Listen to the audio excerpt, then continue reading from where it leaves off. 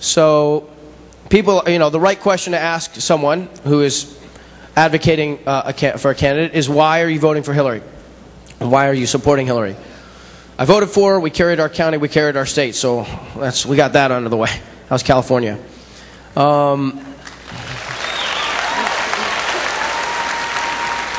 Yeah, you know, I just traveled for a few days with Chelsea Clinton, and we did, it was our sort of college tour to kick off that effort in the state. I mean, this state, I know you all realize it, but Indiana, for the first time since Robert Kennedy, has an opportunity not only to engage the discussion, meaning ask a couple of questions here today or hear from local people here today, but to actually be decisive in what happens in the decision of who's going to be the Democratic Party nominee.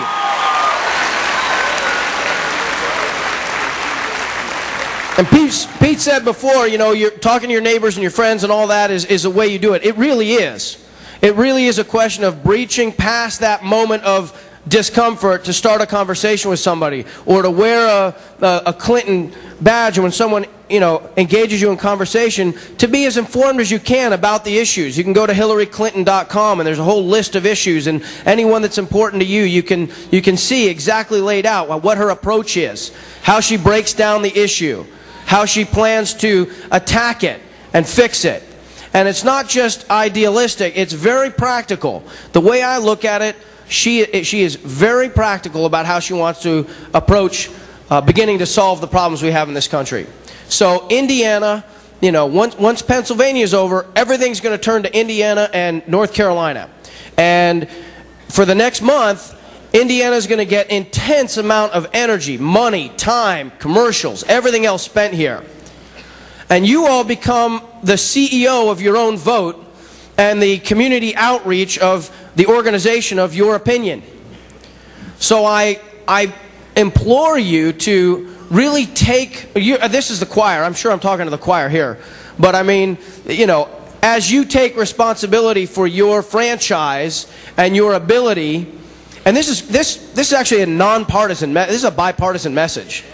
Whether you're independent or whether you're, you know, this side or that side, being involved in American democracy is one of the most exciting things we can do. A lot of people around the world don't have this privilege.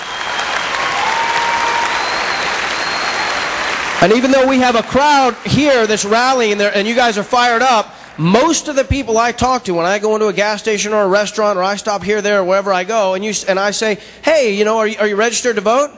Oh, I don't know. Are you gonna register? If you're not, can you get registered? Well, maybe. I don't know. Well, if you find people who have registered, you say, well, do you know who you're going to vote for? I don't know. Well, how are you going to make your decision about how you're going to vote?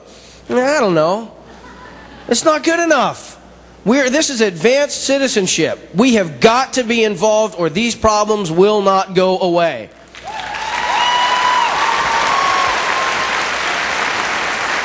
So I have a three-part answer to the question, why Hillary Rodham Clinton. Number one, I've met her twice. About to meet her a third time. I'm looking forward to it. First time was in 1992 when she gave a speech at Colorado University, Boulder, Colorado. And it was she was a surrogate for her husband who had just gotten the nomination. And she was there. It was a platform a little bit bigger than this. 15,000 people standing up. And I don't know what I talked about. I was at community college at the time, and I was, you know, because I had been in a movie or two, they asked me if I'd speak before her. But so I said what I said, and then I stood back, and Senator Clinton got on the stage, and as you'll see here today, it'll be a different tone today. It's a more intimate setting. She's got a very specific focus for today's discussion. But she covered the entire gamut.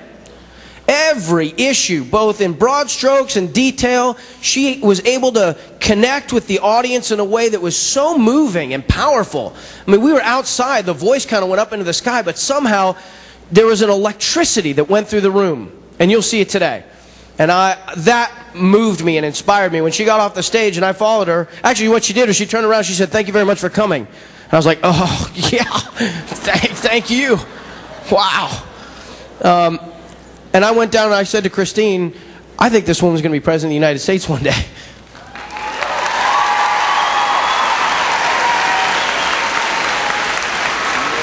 And afterwards, we went into a little holding room, and there was some media, and we were going to do some interviews. And people were waiting to say hello, and she was going through the line, shaking people's hand and taking a moment with the people. And she got to me, and I was trying to be, you know, ambitious and really understanding things. And I said, is there anything you want us to focus on when we talk to the press? And then First Lady of Arkansas, Hillary Clinton, looked at me, and she just kind of cocked her head a little bit, and she said, well, just tell them why you got involved. Tell them what's important to you. Tell them what you're passionate about. Oh! This was the great calculation. This was the, you know, parsing of, you know, demographics and isolating people. No.